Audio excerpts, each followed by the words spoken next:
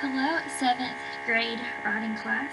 So today it is Tuesday because you didn't have school on Monday, but today's Tuesday and we're going to review how to do a works cited page for a book because some of you, I noticed that when you did your stories and you're supposed to have a works cited page, you didn't have a works cited page from some of the research that you guys did. So we're going to review how to do it from a book and from how to do it on a website. But the tricky thing with websites is that the reason why I sent you guys a video on it is because different websites require a different works cited page.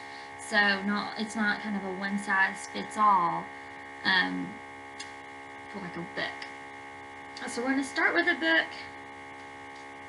because I'm going to have you guys practice that. But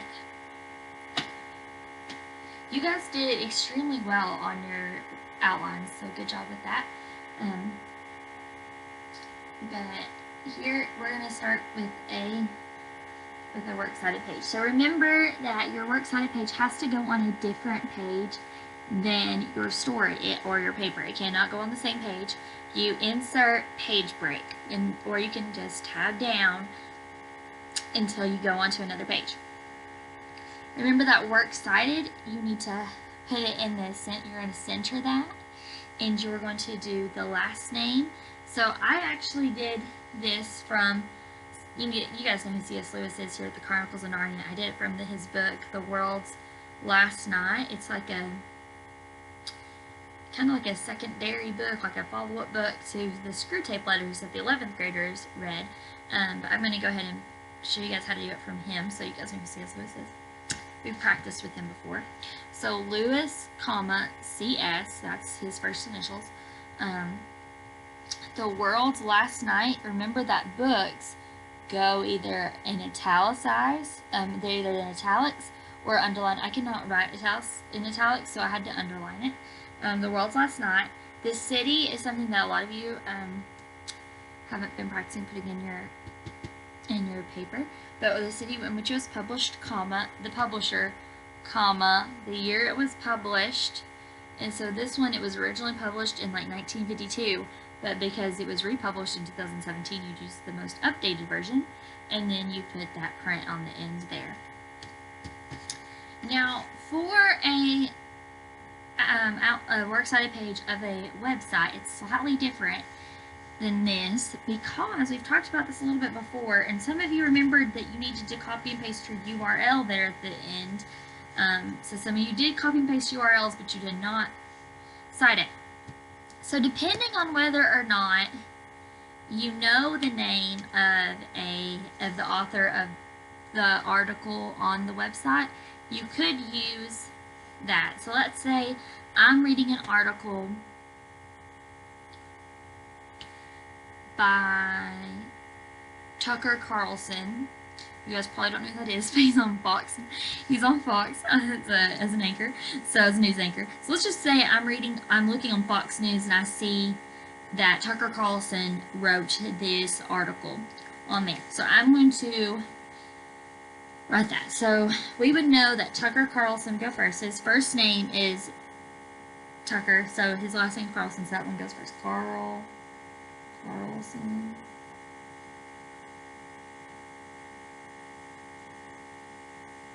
Tucker.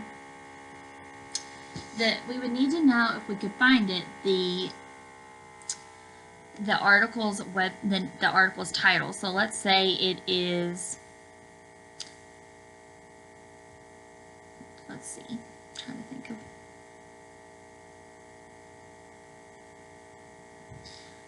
let's say it's Donald Trump and the coronavirus.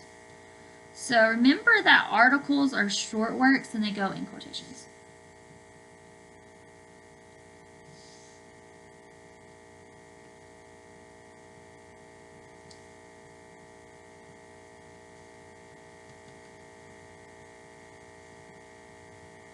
Alright.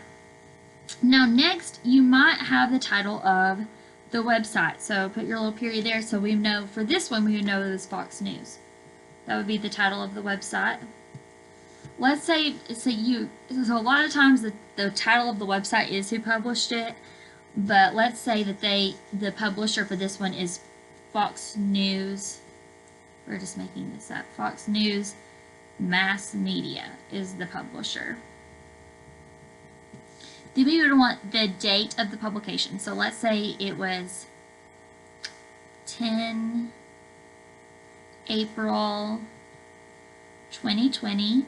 Then we would want the date that you accessed it. So let's say you accessed it today, which would be, I'm having to look on my calendar because I'm filming this before, the 14th. Yes. Yeah. So 14 April 2020, and then you would want Webb here at the bottom, and then you would want the URL. So that's just where you copy and paste from the top of where you've searched it in the little search bar. So remember, this is for a website. You guys have done this before in the past. I know that it's a little bit easier at school when I can kind of walk you guys through it a little bit more, but remember, there are tons of websites online that you can get on to look at this. I sent you guys a video on it.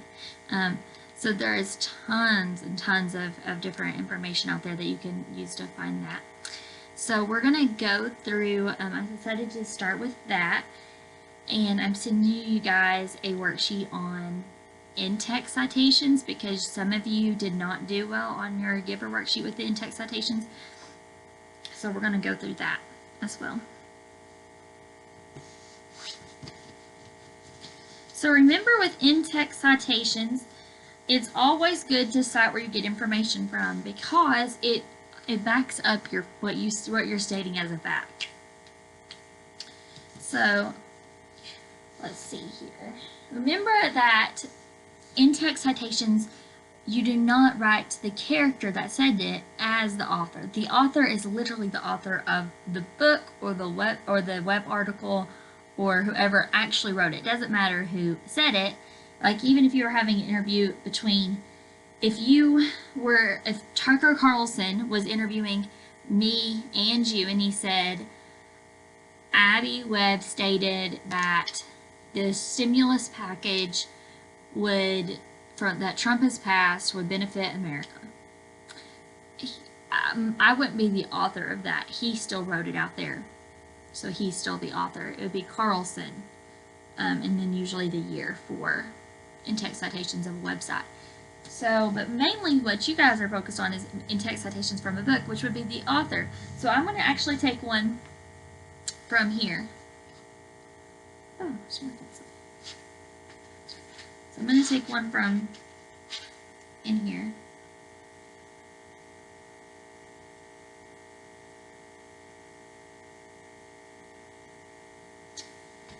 So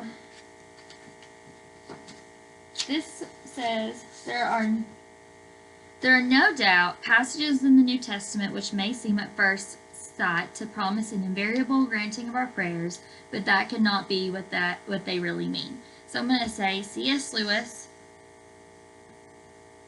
if the question was, does C.S. Lewis believe that God is like a genie?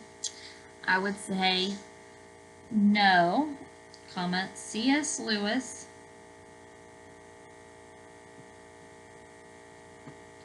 does not believe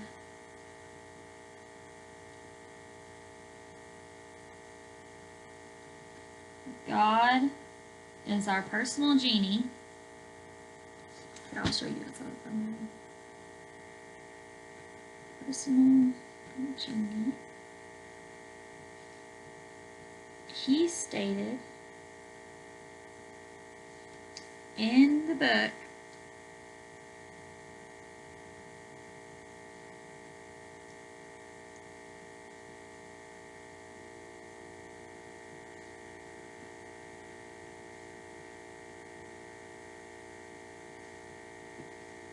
The World's Last Night, comma, start your quote.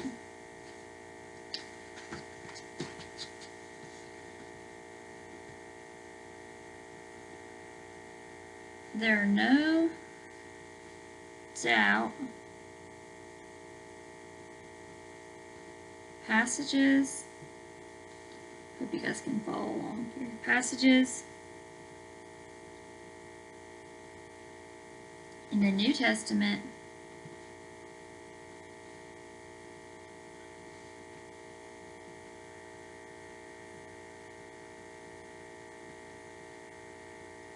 which may seem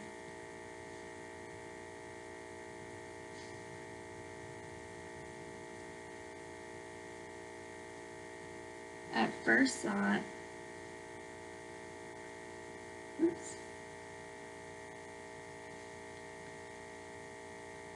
to promise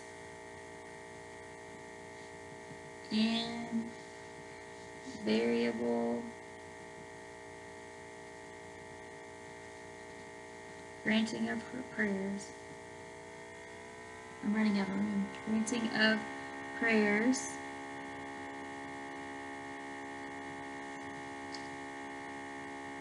that cannot be what they really mean.